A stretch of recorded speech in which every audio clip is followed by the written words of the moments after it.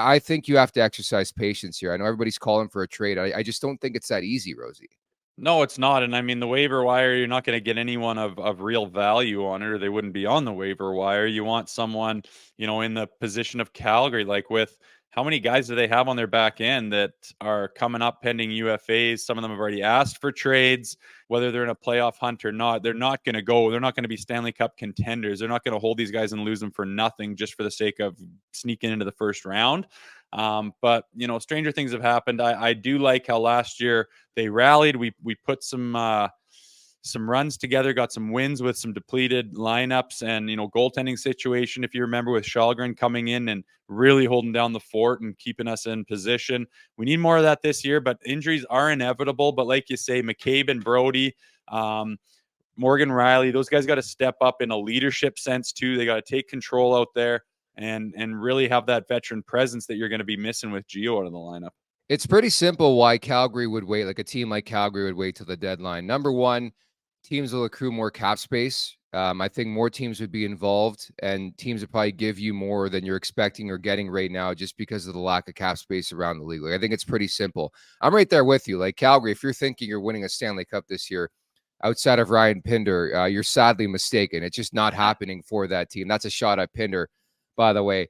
But like, I totally agree. I just don't think Craig Conroy is going to be forced into a decision to trade a Tanev, to trade a Hanifin, to trade a Zadorov right now. Like, I think you want to build up a market, and obviously the other side can come at you and say, hey, well, Tanev plays the game so hard, he's jumping in front of pucks, taking it to the face. He could get hurt, but you could say that about every player in the league before they get traded, no?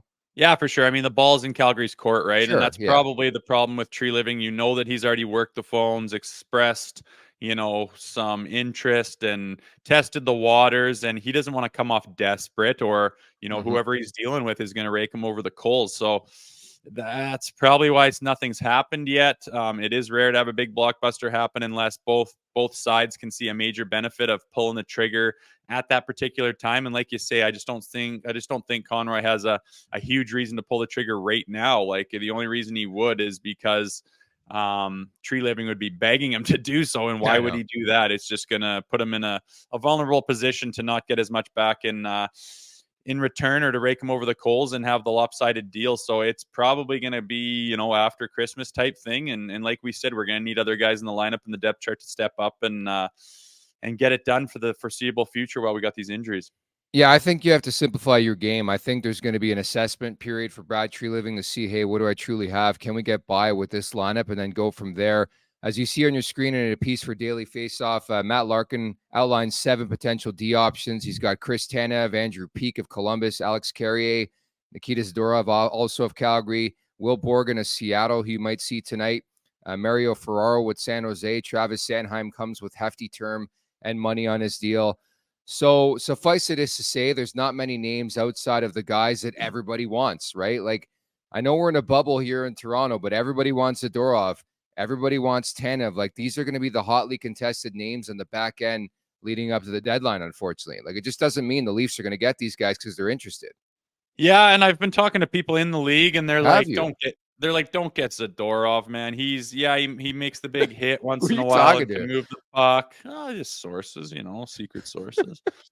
But they're like, oh, he goes brain dead out there all the time. Like, you don't, I wouldn't put a lot of faith in him.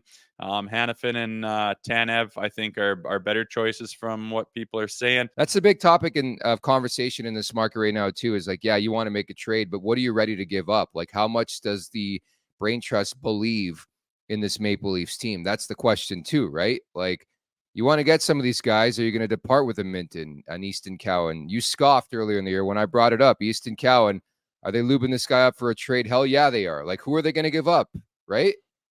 We don't get anything for free in this business. You got No. to give something of value, and I imagine it will be something in the prospect chart, because the Calgary Flames, they might need to get a refreshed looking roster. They've had some turnover in the last couple of years that almost looked promising, and Flames fans had a reason to stay excited, even though with the departure of a couple of key pieces, it has not worked out for them. I know they're playing a little bit better here recently, but man, they went from like a powerhouse in the West to like a disgraceful start, and they got issues all over the place. So I wonder what they're going to want, but I imagine it'll be someone for their kind of, I guess, if you want to call it a rebuild or they're Yeah. restructuring, and get some young guys that can come in there. They'll be in a new building in the next few years, and I think they'll want to start that off with a bit of a bang. And they're not going to be giving away their prime D-man for free. I promise you that. Make sure to check out more of our content right here on the Leafs Nation YouTube page. We got long form interviews, we got clips, we got epic rants by Jay Rosehill. We simply have it all. And don't forget, you can find out much more at theleafsnation.com. Thanks so much for watching.